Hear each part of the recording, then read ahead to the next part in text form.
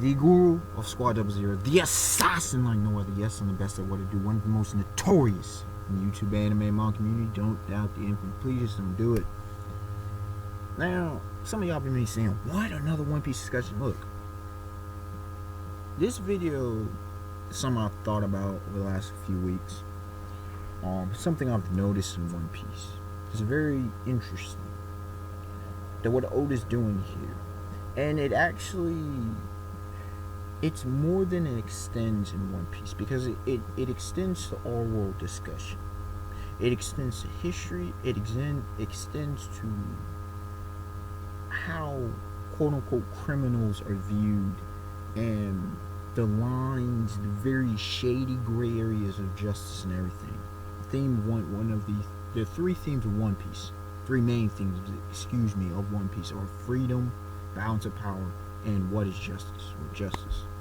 And justice, Doflamingo, you remember his speech. You got Sengoku talking to Commander-in-Chief Kong, and you go on and on. But with this specific video, it focuses on a concept, and I'm confident no one else really talks about this. It just is just there. People just let it be. Piracy in the One Piece world. Now, depending on your perspective, it's either weird, crazy, or quite interesting, fascinating. Now, I'll briefly say as to why each one can hold those.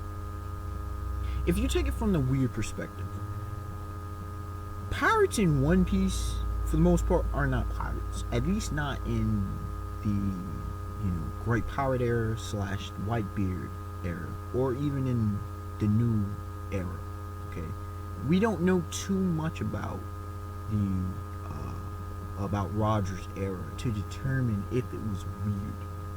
But it's just, they don't act like pirates. And it's not the stereotypical, no, not the whole rape, pillaging kind of thing, just stealing on the high seas, even though technically that's the definition of piracy, is theft on the high seas.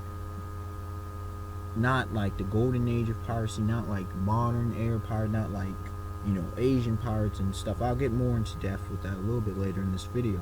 But when you look at it, they don't really act like pirates at all, for the most part. I mean, there's battles and stuff, but they mainly are just sailing around.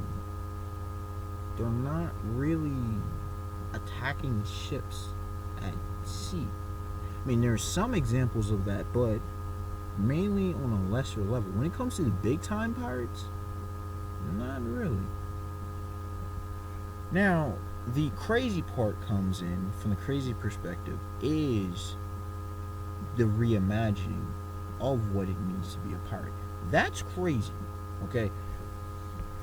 It begs a lot of questions on the concept of what actually piracy is, and it forces one to recognize that, hey, the way even the most studious, analytical of pirates, well, maybe what we think pirates are not actually.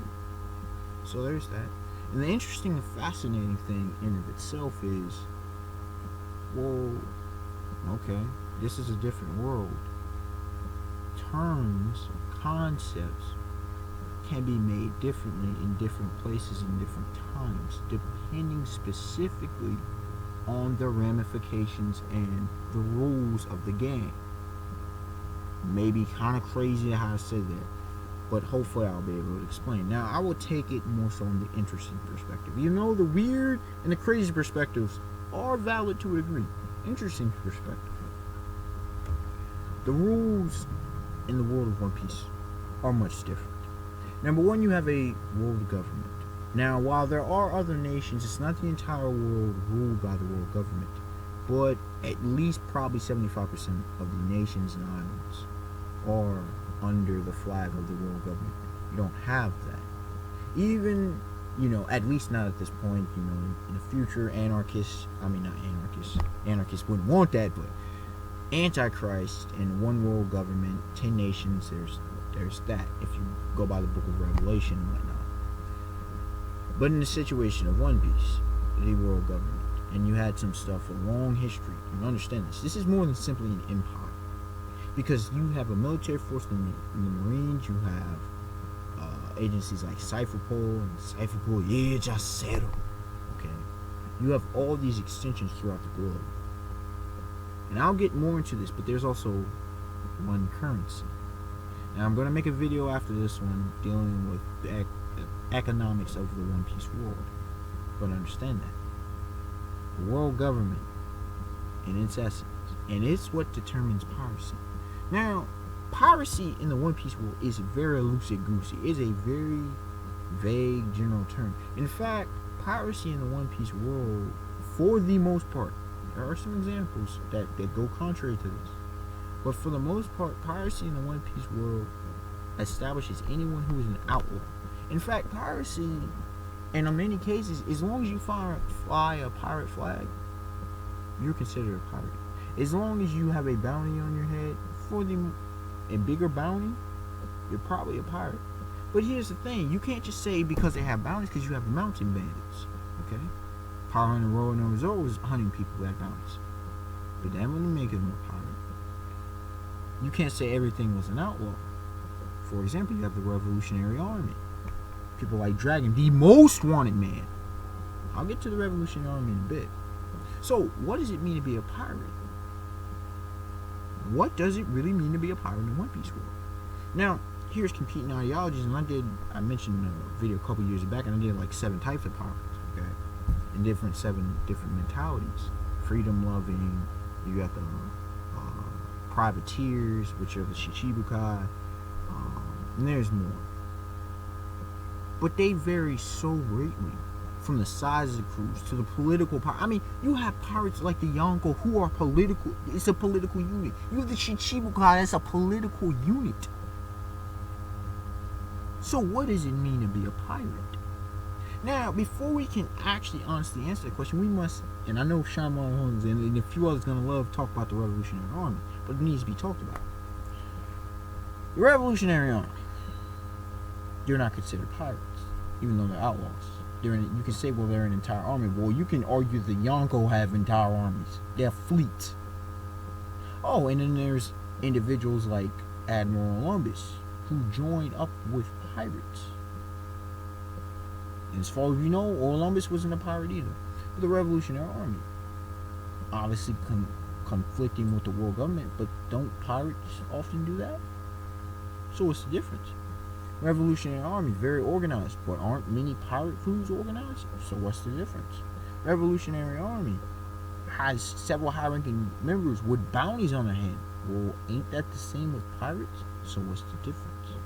You can say, well, it's a direct attack against the world government, but Luffy did that back at down in his lobby. He had Usopp shoot down the world government flag. They know it was declared war. Spandam was there, Rob Lucci was there. Okay? Not only that, this man has broken prisoners out of Impel Down, a boatload of them, some of the most dangerous of all time. Not only that, you had his impact at Marine Fort, but he's considered a pirate. In some world, that, over in this world, that would be some pretty revolutionary stuff. Now, it's pretty solo dolo, but he's still considered a pirate. I'm pretty sure there's more elements to be seen about Dragon, but in the Revolutionary Army, Monkey D. Dragon and Revolutionary Army, but from what we've seen, there is not much difference. Besides maybe sailing on the seas, that makes them a pirate. But at the same time, you got dudes like Sir Crocodile, who is establishing power in Alabasta. You have Heavenly Demon, Don Quixote, Doflamingo, a.k.a. Joker, establish kingdom on Dress, take over the kingdom of Dressrosa. You have Pirate Empress Boa Hancock being the ruler of Amazon Lily, the queen of Amazon Lily. So it begs the question, what makes a pirate? How do we determine that? In fact, I'm not sure Oda has given us a definite as of yet. I mean, the very question of what does it mean to be Pirate King, we've heard a couple different thoughts, but Luffy's own ideology said the freest man on the sea. Now, Code Provider, and if I can find this video, I may put it in the link in the description box below, but Code Provider did an interesting thing on that whole freedom, freest man on the seat of freedom in One Piece. I'd have to go back and even remember the video, but if you know, if seen Cobra Roger's videos, he talked, and it was a good video. It was a good video. So hopefully I remember to put that in there. You know, he doesn't need to be free. You know, he can be free without being a pirate. Why fly under flag? You know, there's so much. Mainly this video is here to get people to think. What does it mean to be a pirate? If I had to propose the essence of piracy in One Piece. Now, I'll leave it up in your comment section below. Please tell me your thoughts on the matter. But if I had to make a decision as to what it is, I would argue to say, because you also have Dracula Hawkeye's Mihawk, considered a pirate. He doesn't fly, he sails by himself. A pirate is one who full blown. Now you have dudes like Pirate Hunter or Bounty Hunter. It's considered pirate. So just throwing everything out there to make you sense. You have former Rear Admiral Red Flag X Drake is a pirate. I would suppose that a pirate is any. It doesn't have anything to do with theft on the high seas. A pirate is any individual who goes in direct opposition to the world government, not for any specific political gains. That's the best definition I could give to what a pirate is in One Piece at this specific point. With all the variations, with all the questionable elements of it, a pirate is any individual who goes in direct opposition to the world government without political gains. Now they may get monetary, economic gains. You know, you could say, well, going in direct opposition to the world government, not everybody's pulling Luffy, but you got guys like Captain Jack the Drought, freaking going in wastelanding, like, you know, annihilating nations, countries, islands, genocide. Same thing on Bobbin.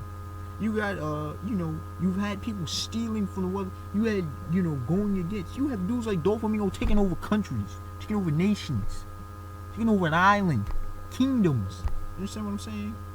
You have dudes like Dracula Hawkeye's Mihawk, the world's greatest swordsman. This dude introduced, bodied, what, 50 ships? I mean, he just wrecked 50 ships because he could. Now you could say, well, that's a threat to the world government. Anyone coming around, cruising around the seas, just wrecking shop, that's a threat to peace. Thus, that's a threat, or at least the balance, the order, okay, that the world government tries to establish. That's a threat, so thus you're going against the interests of the world government. If you ain't for him, now he does ride with them, technically, because he's a shield guy, you got him on the side, but still, anyone who's walking around like a threat like that, yeah, you a problem. Anyone like Kid just coming around murking fools, even pirates. Now, because you have the whole, remember, you have the Marines, who's supposed to be justice. Even though, you know, we ain't gonna get into that whole morality issue with the Marines, but still, anyone, I would say one last time, a pirate in One Piece is any individual who goes in direct opposition to the world government without political gains. Revolutionary Army, the only difference we've seen so far is that they're having a political objective. They're taking, you know, they're not even taking over nations. They're doggone liberating nations. Okay? So, it is what it is. Unexpected one, like, comment, subscribe. As I said before, please give me your thoughts as to what in the world a pirate actually is in One Piece, because it's pretty damn vague. Alright, till next time, y'all. Have a beautiful day, beautiful night. Peace.